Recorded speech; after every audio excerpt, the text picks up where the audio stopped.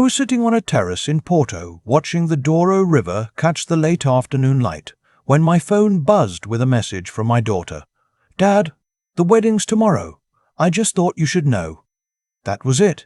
No question, no invitation, just information, like she was texting me a weather update. I set the phone face down on the iron table and picked up my coffee. The woman at the cafe next door was hanging laundry from her window, humming something I didn't recognize. A tram groaned up the hill. Somewhere below me, the river just kept moving. I thought about the man I used to be 3 years ago, the one who would have read that text and immediately started rehearsing what to say, the one who would have paced the kitchen floor, then called his brother, then called his sister, then ended up sitting in the dark at 2 a.m, wondering what he'd done wrong. That man lived in a 4-bedroom house in Columbus, Ohio. He drove a sensible car, showed up to every school event, coached Little League one summer even though he knew nothing about baseball. He paid every bill on time. He loved his wife, or at least he loved the version of her he thought he'd married. That man is gone now. I don't miss him. My name is not important. What I'm about to tell you is, I met Renata in 1987 at a church social in the neighborhood where I grew up. She was 23.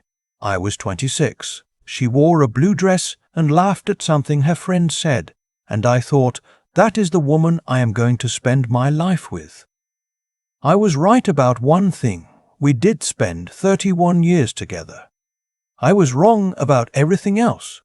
In the beginning, it was good. We were broke and young, and it didn't matter because we had each other, and that felt like enough. I was working at an insurance firm downtown, just starting out. She was doing administrative work at a dental office. We rented a small apartment on the east side. We argued about small things, whose turn it was to do dishes, whether to spend Christmas with her family or mine. Normal things. Marriage things. Our daughter, Adrian, was born in 1991. Our son, Miles, came along 2 years later. I was 30 years old with a wife, 2 kids, a mortgage, and a dream that if I just worked hard enough, everything would be fine. So I worked hard. I got promoted. Then promoted again. By the time Adrian was in middle school, I was a senior account manager. By the time Miles graduated high school, I was running a regional office. We had the 4-bedroom house by then. 2 cars. A vacation to Myrtle Beach every summer. I thought we were doing well. What I didn't see, or maybe what I chose not to see, was that Renata had started to change somewhere along the way. Or maybe she'd always been this way, and I'd been too busy to notice. She had quit her job when Adrian was born, which made sense at the time. But once the kids were in school full-time, she didn't go back. That was fine too, I told myself. I was making good money. She kept the house. She raised 2 good kids. But somewhere around 2009, 2010, I started noticing things. New furniture I didn't know we'd bought. Charges on the credit card from stores I didn't recognize. A weekend trip to Nashville with her book club. But when I mentioned it to one of the women in the book club at a neighborhood party, the woman looked confused. "I don't think we had a trip," she said. "I haven't been to Nashville in years." I didn't push it. I told myself I'd misremembered. I told myself I was being paranoid. What I didn't do was look at our finances carefully enough. That was my mistake. And I would spend years paying for it. There was a man in our church named Clifford. He had been coming to the same Sunday service for about 4 years. Divorced, no kids, drove a truck that always looked freshly washed. He was friendly in the way that people are when they want you to like them. He laughed easily. He always knew what to say. I didn't think much of him. Looking back, that was exactly what he wanted. The thing about betrayal is that it doesn't announce itself. It doesn't come in loudly through the front door. It moves in quietly, through the side entrance, borrowing your umbrella on a rainy day and returning it like nothing happened. I found out about Clifford in a way that still feels strange to describe. It was a Tuesday evening in March. I had come home from work early because I had a migraine. Genuinely bad. The kind that makes sound feel like gravel behind your eyes. I went upstairs to lie down. The house was empty, I thought. But after about 20 minutes, I heard Renata come in through the back door, and I heard her on the phone, and the things she was saying were not things a woman says to her book club. I lay in the dark and listened to my marriage end. I didn't come downstairs. I didn't confront her. I just lay there, very still, the way you do when you've been hit hard and your body hasn't decided yet what to do about it. That night I called my brother Philip. He's the only person in my life who has never told me what I wanted to hear, and at that moment I needed someone who would tell me the truth. "You need to find out how bad it is," he said. "Not just the marriage, the money." I wish I had listened sooner. Over the next 3 months, I quietly started paying attention. I went through statements. I pulled credit reports. I talked to a financial advisor my brother recommended, a woman named Sharon who had seen everything and reacted to none of it. What I found was not good. Renata had opened 2 credit cards in both our names that I hadn't known about. The combined balance was just over $41,000. She had also been making cash withdrawals from our joint savings account, small enough each time that I hadn't flagged them but consistent. Over 4 years, she had moved approximately $68,000 out of that account.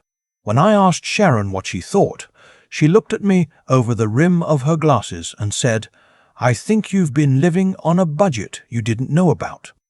I hired a divorce attorney in June. I didn't tell Renata. I didn't tell the kids. I filed in September. The day I told Adrian and Miles was the worst day of my life up to that point. Miles was 30 years old by then, living in an apartment across town with a roommate. Adrian had just gotten engaged to a young man named Travis, who I liked fine. Steady, polite, worked in logistics. They were planning a spring wedding. Miles took it badly. Not at Renata. At me. I want to be fair here, because I think about this a lot. He didn't know everything. He didn't know about the money. He didn't know about Tifford. He just knew that his father was ending the marriage, and at that particular moment in his life, he needed someone to blame. "She's been there for everything," he said, his voice tight.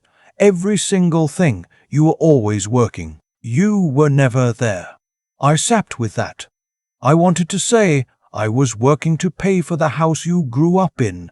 I was working to pay for the vacations, the car, the college tuition." But that's not what a son needs to hear in a moment like that. And I knew it. So I said, "I know it doesn't feel fair right now. I love you. That's not changing." He left without saying goodbye. Adrian was quieter. She hugged me before she left, which I held on to for a long time after she was gone. The divorce finalized in February. The house went on the market in March. The equity split was supposed to be equal, but by the time the attorneys finished accounting for the joint debt Renata had accumulated, my share came to less than I'd expected. I walked away from 31 years of marriage with enough to start over, just barely. I was 62 years old. Some people look at 62 and see the beginning of the end. I looked at it and thought, I have maybe 20 good years left. What am I going to do with them? I had always wanted to live abroad. Not in a romantic fantasy way, I mean in the specific, practical, what-if way that you carry around for years and never act on. I'd been to Portugal once for a conference. Back in 2011, I'd spent 2 extra days in Lisbon, just walking. I remembered thinking I could live here. Just a passing thought. Nothing more. I looked it up again in the spring after my divorce. I read about the visa options for retirees. I looked at cost of living comparisons. I talked to my financial advisor, Sharon. She helped me run the numbers. "You can do this," she said. "Not extravagantly, but comfortably." I put most of what I owned into storage. I sublet my apartment in Columbus. I booked a one-way flight to Lisbon in July. My brother drove me to the airport. He didn't say much. Just gripped my shoulder before I went through security and said, "Go live your life, man. You've earned it." Porto, where I eventually landed, suited me better than Lisbon. Smaller, quieter, cheaper. The people minded their own business in a way I appreciated. I found an apartment in a neighborhood called Bonfim, a real apartment, not a tourist rental, with high ceilings and old tile floors, and a neighbor named Rosario, who left bread outside my door twice a week because she decided I looked like I didn't eat enough. My Portuguese was terrible at first. I took classes 3 mornings a week at a language school near the market. My teacher, a patient man in his 60s named Antonio, never once made me feel embarrassed for getting things wrong. He just corrected me and moved on. I liked that. My monthly expenses in Porto came to around $2,200. In Columbus, I'd been spending over $5,000. I had more time than I'd had in 30 years. I read. I walked. I sat in cafes and watched the city go about its business. I went to the market on Saturday mornings and learned which vendors had the best tomatoes. I was not happy, exactly. Not at first. There was grief in it. For the marriage I thought I'd had, for the years I'd given to something that turned out to be partly fiction. But underneath the grief there was something I hadn't felt in a very long time. I felt like myself. Adrian kept in touch. She called every couple of weeks, careful calls, cautious, testing the water. She was still trying to figure out where she stood with both of her parents, and I didn't push her. I just showed up for the calls and let her set the pace.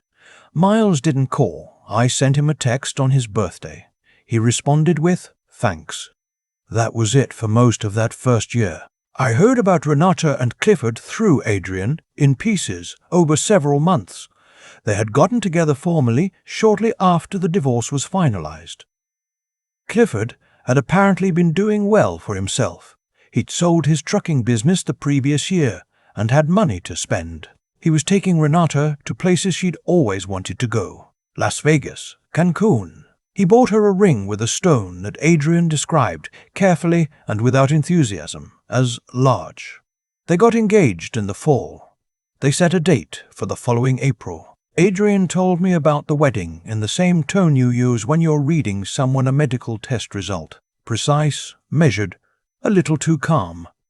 "Miles is going to be in the wedding party," she said. I didn't say anything for a moment. "As the best man," she added. I looked out my window at the rooftops of Bontrim. A cat was making its way along a wall across the street. The city was doing what it always did, going on. "Okay," I said. "Are you okay?" she asked. "I'm 63 years old and I live in Portugal," I said. "I'm fine. I want to be honest here about Miles. I don't believe he was a bad person. I believe he was a young man who had made a story out of his parents' marriage, and in that story, the divorce was his father's fault. Clifford was rich and confident and showed up with money and ease and the appearance of success, and I think Miles looked at him and saw everything he'd ever told himself his father wasn't." I heard the phrase through Adrian, second-hand. She'd been at a family dinner, her mother's side, and Miles had made a comment about Clifford. Something along the lines of, "He's actually done things. He built something." That's different. Different from me. I sat with that too. The wedding was in April, in Columbus. A Saturday. I was in Porto, which meant I wasn't there. Wasn't invited, hadn't expected to be. Adrian went but did not stand in the wedding party. She called me the evening after. "How was it?" I asked. There was a pause. "Something happened," she said. She told me that the reception had been held at a venue outside the city, a rented event space, the kind with chandeliers and a DJ and a cocktail hour in a separate room. It was a big wedding. Clifford apparently knew everyone or wanted to appear as though he did. Midway through the reception, during the toasting, one of Clifford's former business associates, a man named Gerald, who had known Clifford from the trucking industry for over a decade, stood up to say a few words. He started warmly. He talked about how long he'd known Clifford, how they'd worked together, how he'd watched Clifford build his business from nothing, and then he stopped. He looked around the room, and he said, in a voice that carried, "I just hope this one works out better than the last deal he walked away from." A few people laughed nervously. Most did not. Clifford's face, Adrian said, went absolutely still. Renata asked, quietly, what Gerald meant. Gerald, who was perhaps 3 drinks into the evening, sat back down and said, "Ask him about the Dayton contract." The room did not recover from that moment. The DJ played on. People danced, but something had shifted. The way air shifts right before a storm, that pressure change you feel before you can hear anything. Adrian left before the cake. She called me from the parking lot. Over the following weeks, the full picture came into view, not to me directly, but through the slow tributaries of family knowledge that eventually reach everyone. Clifford had not, in fact, sold his trucking business in a position of strength. He had sold it under pressure, after a significant contract dispute in Dayton that had resulted in arbitration, penalties, and what one of his former employees described to someone's cousin as basically a forced exit. The money from the sale was real, but it was the last of what he had. The Las Vegas trips, the ring, the wedding venue, they had been, at least in part, a performance. Renata found this out. I don't know exactly how or exactly when, but she found out. Adrian, being the kind of daughter she is, careful, honest, fair, did tell me one more thing from that period. She told me that a few weeks after the wedding, Renata had called her and cried on the phone for a long time, and at the end of the call Renata had said, "I think I made a terrible mistake." With everything. Adrian had not told her what to do with that. Neither would I. Miles called me in June, 2 months after the wedding. It was a Sunday morning in Porto. I was at the market, standing in front of a woman who sold the best olives I had ever eaten in my life, when my phone rang and I saw his name. I stepped away from the stall. I answered, "Dad," he said. Just that, one word. But the way he said it, careful and young and a little cracked at the edges, told me everything. "Hey, son," I said, "how are you doing?" There was a long pause. "I owe you an apology. You don't have to." "I do," he said. "I do," he said. "I didn't know about the money. About any of it, Adrian told me. And I said things to you that were wrong. I treated you like you were the problem when you were the one who'd been." He stopped, started again. "I'm sorry, Dad." I stood in a narrow cobblestone street in Porto, surrounded by people shopping for vegetables and fish and flowers, and I looked up at a streak of pale blue sky between the rooftops, and I thought, this is the moment. Be careful with it. "I know you were trying to protect your mother," I said. "I know it was complicated, and I want you to know that nothing you said changed how I feel about you, not one thing." He was quiet for a moment. I heard him exhale. "What's it like there?" he asked. "Where you live?" I looked around me. The olive woman was wrapping up someone's order in brown paper. A boy was chasing a pigeon near the fountain. The light on the old stone walls was the particular gold you only get in this part of the world. "It's real," I said. "That's the best way I can describe it. It feels real." He said he wanted to come visit. I told him he should. I meant it. I want to say something about that phrase, trust but verify. I heard it a lot growing up and I thought I understood it. I didn't. Not really. What I understand now is this. The people who betray you are rarely monsters. That's the part nobody warns you about. Renata wasn't a monster. She was a woman who had made choices over many years, small ones that compounded into something large and serious, because no one had ever said to her, "These choices have consequences, and the people who trust you are counting on you." And I had been the person who kept absorbing those consequences quietly, filing them away, telling myself it would get better. It didn't get better. But I did. Clifford wasn't a monster either. He was a man performing success because he was afraid of what he was without it. I recognize that fear. I've seen it in myself at different points in my life. The terror of being seen as less than enough. The difference is what you do with that fear. You can let it make you dishonest. or you can let it make you human. I chose Portugal. I chose olives on Saturday mornings, and a language I'm still fumbling through, and a neighbor who leaves bread outside my door.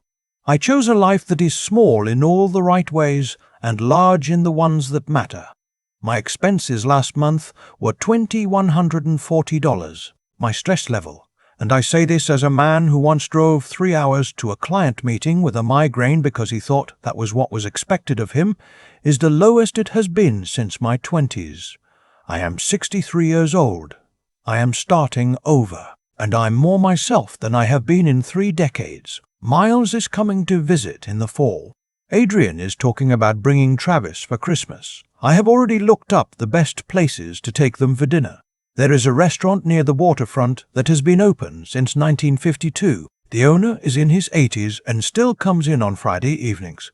He always nods at me now when I walk in, not because I am special, but because I am a regular. Because I am someone who keeps showing up. That is enough. That is more than enough. If you're sitting somewhere right now, in a life that stopped fitting you years ago, I'm not telling you to move to Portugal. I'm not telling you to leave anything. What I'm telling you is this: the version of yourself that you've been putting off. The one you keep saying you'll get to later, when things settle, when the kids are older, when the timing is right. Later has a way of becoming never.